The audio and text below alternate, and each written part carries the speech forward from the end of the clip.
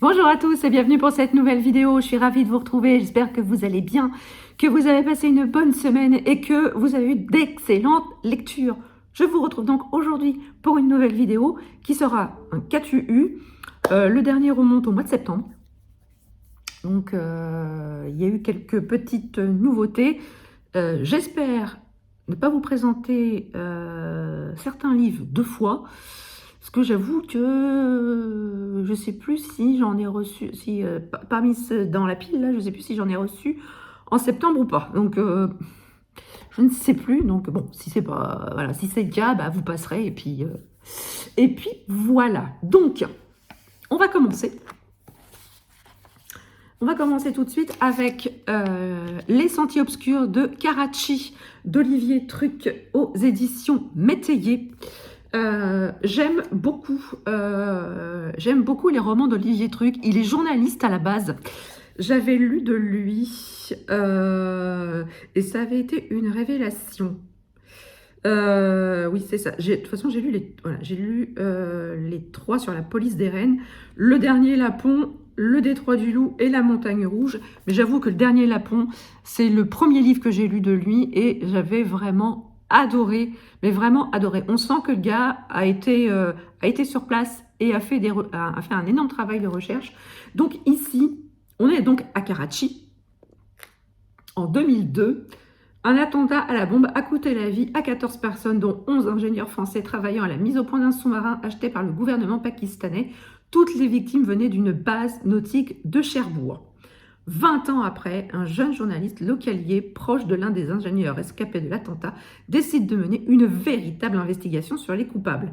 Une enquête menée par les Français a certes révélé les probables plots de vin ayant servi au financement de la campagne de Balladur, mais tout s'est arrêté là, les victimes ont été abandonnées. Le journaliste trouve à Karachi de l'aide auprès d'une jeune lieutenante pakistanaise et d'un homme droit, fidèle aux valeurs du travail bien fait et de la loyauté, mais il progresse dans une jungle de mensonges politiques avant de s'apercevoir que la vérité de Karachi ne se trouve pas dans les journaux, mais peut-être dans les poèmes que tous récitent. Donc voilà, j'ai vraiment hâte de me plonger dedans et de retrouver la plume d'Olivier Truc. Qui c'est celui-là? Ah oui.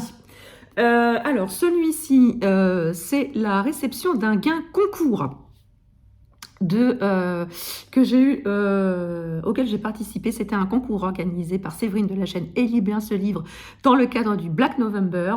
Donc, il s'agit de Bigoudi et Petites enquêtes panique à Walbourg, Léopoldine courte cuisse démêle l'enquête de Naël Charles aux éditions Archipel Poche. C'est déjà un beau poche, c'est voilà, c'est semi-poche. C'est mi-grand format, mi-poche. Moi, déjà, rien que le nom de l'héroïne, Léopoldine courte cuisse démêle l'enquête. Voilà, c'est un cosy mystery. Et Léopoldine courte cuisse, elle est coiffeuse dans le bourg alsacien de Walbourg.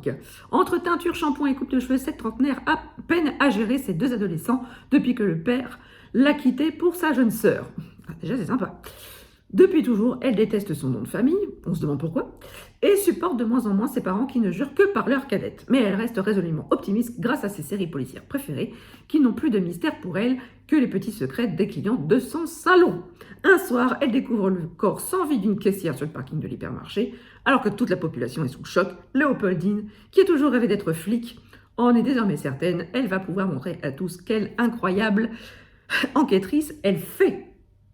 Et ce n'est certainement pas cet arrogant lieutenant Delval qui l'en empêchera, foi de Léopoldine Courtecuisse. Il se pourrait même qu'il soit contraint de solliciter son aide. Ça a l'air pas mal. Voilà, c'est un autre Cosy Mystery, une autre saga de Cosy Mystery que je vais pas tarder à découvrir. Et je remercie encore Séverine et l'Archipel pour la réception de ce livre. Ensuite, j'ai reçu de la part des éditions des nouveaux auteurs, j'ai reçu Inxinis de Charlotte Le Tourneur qui a gagné le prix 20 minutes cette année. Ce prix était présidé par Maxime Chatham en personne et selon lui, c'est un thriller moderne qui l'a bluffé et tenu en haleine jusqu'à la fin. Donc ici, on est avec un crime maquillé en banal accident de la route, des suspects qui cachent leur double vie, des homicides filmés en direct et postés sur la toile. Pour sa première enquête, le jeune lieutenant de police Brice Calais n'en demandait pas tant pour se faire remarquer de ses supérieurs. Voilà, il y a du cyberharcèlement, il y a du jeu de rôle, ça a l'air pas mal. Hein. Puis j'aime bien l'espèce de petit crâne en caractère informatique. Donc un grand merci aux éditions Nouveaux Auteurs. Ensuite, des éditions Robert Laffont, j'ai reçu Le Nez Boussole d'Ulfan Banderose de Dan Simmons aux éditions Robert Laffont. Donc, c'est un texte qui a été écrit en hommage à La Terre mourante de Jack Vance. Donc, Dan Simmons a repris l'univers de cette saga de La Terre mourante et a inventé une nouvelle. Puisqu'il s'agit d'une nouvelle, elle fait une centaine de pages, ouais, 189 pages exactement. Et on est du coup dans une nouvelle qui rend hommage à la science-fiction et à la fantasy qu'il lisait quand il était gamin. Moi, Dan Simmons, je l'ai adoré dans L'Échiquier du mal, qui est son meilleur roman à mon sens. Donc, j'ai hâte de voir ce que ça donne. Et peut-être, je dis bien peut-être, que si ça me plaît, j'irai peut-être jeter un œil sur la saga des Terres mourantes. Je dis ça, je dis rien. Des éditions Inceptio, j'ai reçu Les émissaires du lien d'Hélène Besse, la nouvelle parution fantasy des éditions Inceptio par Hélène Besse, qui avait écrit et publié aux éditions Inceptio déjà. Est-ce que je vais pouvoir retrouver? C'est pas sûr. Voilà. Je ne me rappelle plus. C'était sa saga qui était parue en épisode. Je me rappelle plus. Bref, j'aime beaucoup sa plume. Et ici, on est dans un univers, l'équilibre est renversé depuis 60 ans, les mondes végétal et animal dominent le genre humain, l'homme devient une proie et ne survit que caché derrière de hautes et épaisses murailles. Titania, jeune enchanteresse, possède une charge des plus délicates, maintenir le lien entre les deux mondes. Mais lorsque le seigneur de l'impressionnante cité d'Anguellarad l'a fait quérir, elle ne se doute pas que sa tâche deviendra encore plus ardue. Par-delà la forêt virginale, au travers des rues crasseuses de la cité des hommes et dans les méandres d'un passé oublié, elle tentera l'impossible pour maintenir la paix. Voilà. Et autant vous dire que là, on est... j'aime beaucoup la couverture qui est signée Lysia Marot. On ne présente plus Lysia Marot en tant qu'illustratrice, bien évidemment. La couverture est juste sublime et j'ai trop hâte de m'y plonger. Alors, j'ai reçu accidentellement des éditions des Nouveaux Auteurs, Les Cahiers oubliés de Martine Duchesne, qui est la gagnante du prix Femme Actuelle 2021. Alors, je dis que je l'ai reçu accidentellement, car c'était pas celui-là que j'avais demandé Insignis.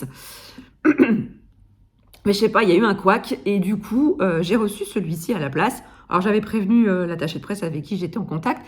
J'ai dit, bon, bah voilà, c'est pas celui que j'ai demandé, j'ai reçu celui-là à la place. C'est pas grave, je vais le lire quand même, vous inquiétez pas. Bon, ils ont quand même tenu à m'envoyer Insignis quand même. Merci à eux. Et bon, du coup, bah, je vais aussi laisser sa chance au Cahier oublié. Alors, août 2003, Hélène Bordier, jeune lyonnaise de 25 ans, doit quitter la maison familiale pour un premier poste d'enseignante dans une petite ville du nord de la France. Là, elle s'installe dans une belle villa restée figée dans le souvenir de ses anciens propriétaires. Les jours passent et la jeune femme est prise d'étranges impressions de déjà-vu et de vision d'une mystérieuse jeune femme blonde. Que s'est-il passé dans cette maison? Que signifient ces réminiscences? Hélène, troublée, est déterminée à découvrir la vérité, mais il est des passés douloureux, et c'est à la découverte d'un drame caché depuis longtemps que les secrets de la maison vont emmener la jeune femme. Alors, je m'étonnerais que ce n'est pas vraiment un thriller, c'est peut-être plus de la littérature contemporaine, mais pourquoi pas, je lirai avec plaisir ce roman. Toujours des éditions Inceptio, j'ai reçu Gio de Jean Dardy, une enquête du commissaire Del Orso. chez Inceptio donc. Alors de Jean Dardy, j'avais lu, décidément, Le voleur d'âme. J'avais lu Le voleur d'âme que j'avais plutôt bien aimé. Donc là, je vais retrouver La plume de Jean Dardy avec un héros récurrent. Il repleut. Avec un héros récurrent. Donc voilà, j'ai hâte, j'ai très très hâte. Ça m'a l'air pas mal. À découvrir donc. Également chez Inceptio Thriller, j'ai reçu Les Lames écarlates de Luca Tatiasim. Je préfère largement Luca Tatiasim dans les polar thrillers que dans la fantasy. J'avais pas spécialement aimé La Forêt, mais j'avais bien aimé son précédent thriller, La Maintenue. Donc pourquoi pas. Là ici, on a une jeune femme qui mène une double vie. 2 hommes, 2 familles, et bien évidemment, ces 2 familles vont se télescoper, ce qui va engendrer un certain nombre de problèmes. Des éditions Folio, j'ai reçu La vengeance m'appartient de Marie Ndiaye. J'ai été très titillée par la 4e de couverture. L'homme qui, le 5 janvier 2019, entra timidement, presque craintivement dans son cabinet. Maître Suzanne sut aussitôt qu'elle l'avait déjà rencontré longtemps auparavant et en un lieu dont le souvenir lui revint si précisément et si brutalement qu'elle eut l'impression d'un coup violent porté à son front. Maître Suzanne est une modeste avocate installée à Bordeaux. Jamais elle n'aurait imaginé plaider devant les assises. Pourtant, un matin, Gilles Principaux lui demande de défendre sa femme, dont le crime atroce est devenu un fait divers choquant. Mais qui est cet homme en qui elle croit reconnaître le jeune garçon qui a chamboulé sa vie il y a 32 années de cela? J'aime beaucoup sa plume à Marie Ndiaye et j'ai très envie de me plonger dans ce nouveau récit. Des éditions Les Escales, j'ai reçu L'amour de ma vie de Rosie Walsh. Alors là, du coup, on est dans peut-être dans un roman de littérature blanche qui va très probablement tomber dans le noir, puisqu'on est avec Emma, biologiste marine reconnue et médiatisée qui adore son métier, son mari Léo, leur fille Ruby et leur chien John Keats. En apparence, tout est parfait, sauf qu'Emma sort d'une longue maladie et attend les résultats de ses derniers examens. Alors Léo, journaliste spécialisé dans les nécrologies des célébrités, trompe son angoisse grâce à ce qu'il sait faire de mieux, à savoir enquêter sur la vie des autres. En rédigeant la nécrologie de sa femme, alors qu'elle n'est pas encore décédée, sympa, Léo relève des incohérences dans son passé. Incrédule, il tente de dénouer le vrai du faux, mais il doit rapidement se rendre à l'évidence. La personne qui pensait le mieux connaître au monde est une étrangère. À mesure que Léo dévoile ses secrets, Emma n'a d'autre choix que de lui prouver que, malgré ses mensonges, elle est bien la femme dont il est tombé amoureux. Mais d'abord, elle doit lui parler de l'autre amour de sa vie. Donc voilà. Et j'ai très très envie de découvrir ce qui va se passer dans ce roman. Et là, voilà, et je crois que c'est celui-ci que je vous avais montré déjà la dernière fois. Il s'agit de Dernier train pour Londres de Meg Waite Clayton aux éditions Les Escales également. Ici, on est avec une femme qui a mis sa vie en danger pendant la Seconde Guerre mondiale pour faire passer des enfants.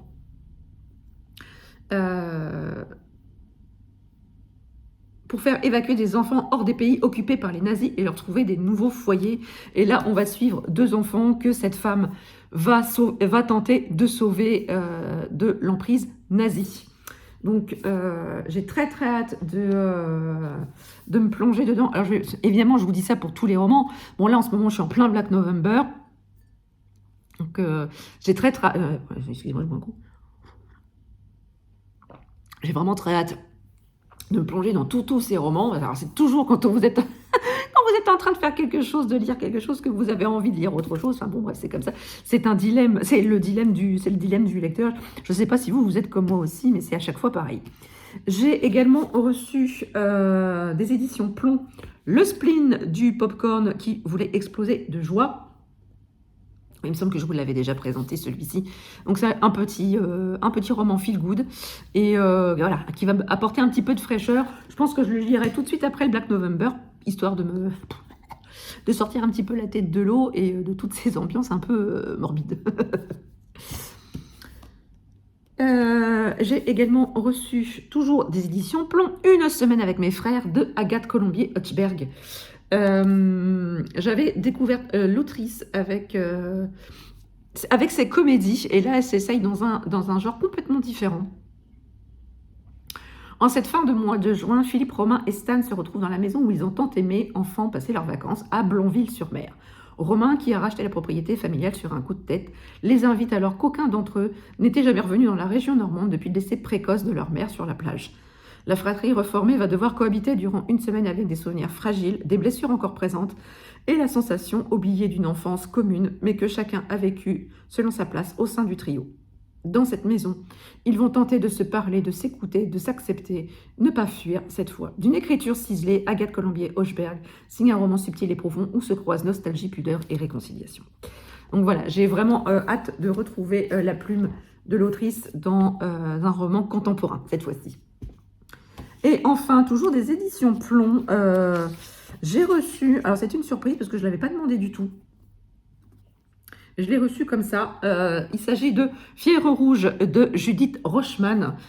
Ici, on est dans un premier roman, je crois. Oui, c'est ça, premier roman, où Julia Guzman est la fille d'un républicain espagnol mort pendant la guerre civile. Elle agit avec la même ferveur qui habitait son père autrefois. Il lui a légué la mission de ne jamais faiblir dans la lutte contre le fascisme. C'est donc avec détermination qu'elle s'engage au lendemain de la guerre dans la cellule communiste de la place d'Italie pour porter les idées du camarade Staline. Elle est accueillie par un certain Sergueï Dimitrov, membre très actif du parti, mais malgré les tentatives de ce dernier pour la séduire, c'est de sa femme, Émilie, dont Julia se sent proche, une idylle secrète née dans ce monde d'hommes où les femmes n'ont pas leur place. Dans l'intimité de ce trio sous haute tension, une autre guerre froide se joue, un combat secret et sans armes qui pourrait bien ébranler les convictions les plus fortes de Julia. Un premier roman qui livre une vision féminine, juste et poignante du militantisme des années 50, annonciateur du réveil du deuxième sexe.